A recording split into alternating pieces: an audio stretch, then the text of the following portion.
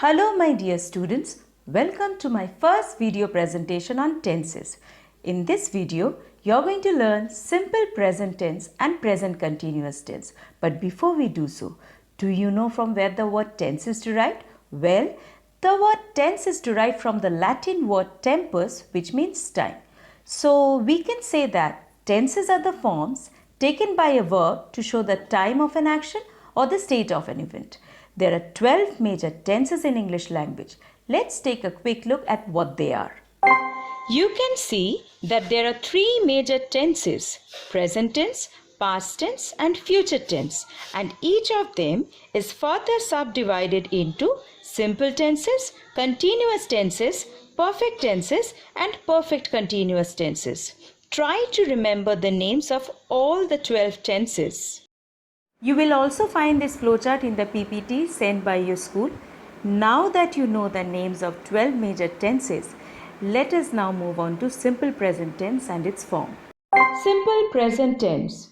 The first form of simple present tense is subject plus root form of the verb plus object. Here subject refers to first person singular subject I and second person singular subject you.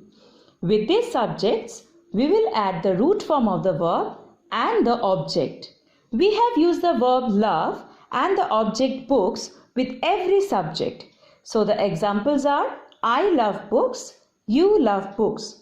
Now the next form says that with third person singular subjects, that is he or she or it, we need to add s or es to the root form of the verb and then add a suitable object.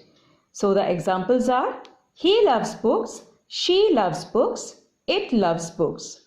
Finally, the third form says that with plural subjects, that is with first person plural subject we, with second person plural subject you, and with a third person plural subject they, and with any plural noun, we will use the root form of the verb and a suitable object. Example, we love books, you love books, they love books.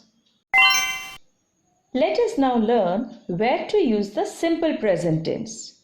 The first point says it is used to express habitual actions or actions done repeatedly, which means it expresses actions done as a matter of habit or actions done over and over again. Example, he goes for morning walk every day. Now we can say that it is his habit to go for a walk every morning, or it's an action which he repeats every morning. Now the second point says the present continuous tense expresses scientific facts and permanent truths, which means it is used to state how things exist or behave always. For example, horses run fast. A magnet attracts iron. Now it is true that a horse is always considered as one of the fastest animals and a magnet always attracts iron. These facts are timeless. So they are expressed in simple present tense. Now the next point says that the simple present tense also denotes universal truth.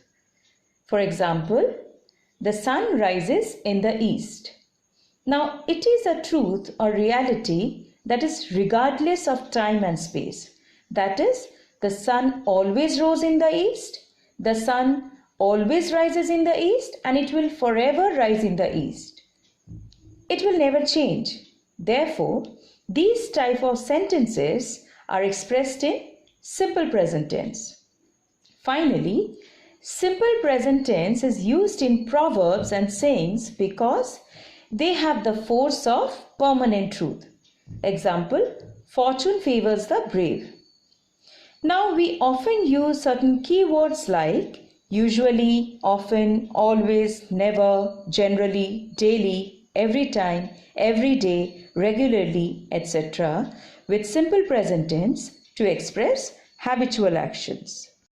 Now that we are familiar with the form and usage of simple present tense, let us practice its structure for positive, negative and interrogative sentences by reading them aloud.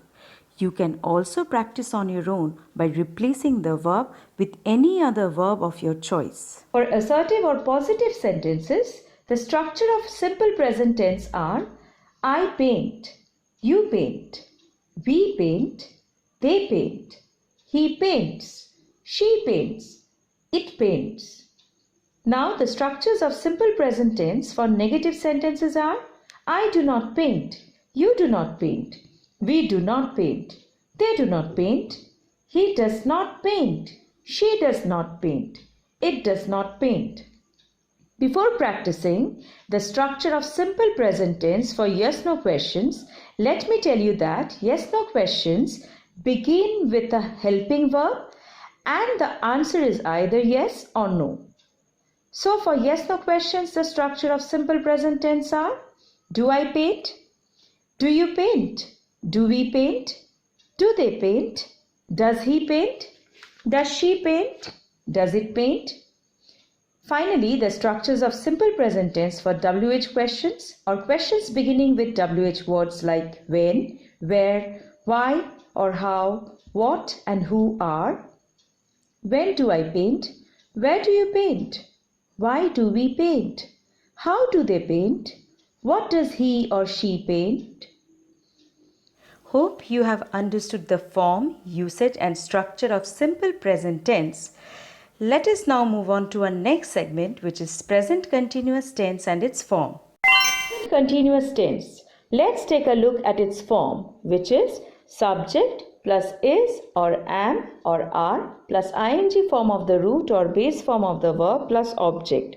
That is, with the first person singular subject I, we will use am and then add ing to the root form of the verb and then add a suitable object. Here again we have used the same verb and the same object in every example. So the example is I am watching a video now. Now with second person singular subject you, we will use are with the ing form of the verb and the object. Example, you are watching a video now. However, with the third person singular subjects, that is he or she or it, we will use is with the ing form of the verb and the object. Examples, he is watching a video now, she is watching a video now, it is watching a video now. Finally, with all plural subjects, that is, with first person we, with second person you, and with the third person they, we will use are with the ing form of the verb and the objects. Example, we are watching a video now, you are watching a video now, they are watching a video now. It's time to study the usage of present continuous tense now. The first point says that it is used to express an action taking place at the time of speaking or present moment. Example, we are learning tenses now. We can say that the action of learning tenses is going on or is in progress at the time of speaking, so it is expressed in present continuous tense. Let us now understand this example using the timeline given. Well, we can say that the highlighted section on the timeline indicates that we started learning tenses a short while ago, and this action of learning tenses is still going on at the present moment or now as I am speaking to you, and we will continue learning tenses for a while. Therefore, it is expressed in present continuous tense. Now there are certain keywords which are used with present continuous tense to suggest that the action is taking place at the time of speaking, like now, at present, at this moment, still, etc. Another usage of present continuous tense is to denote an action about to take place in the near future. Example, I am calling you tonight. We can say that in this sentence, the action of calling is planned or arranged to take place in the near future. Therefore, it is expressed in present continuous tense. In this kind of sentences, the time is almost always given as tonight, tomorrow, next week, etc. As you are now familiar with the forms and usage of present continuous tense, you can now practice its structure for assertive, negative, and interrogative sentences by reading them aloud. You can replace the verb with any other verb of your choice. Well, that's all for now. Hope you have understood simple present tense and present continuous tense. I'll be back with my next video on simple past tense and past continuous tense. Till then, stay home, stay safe, and take care.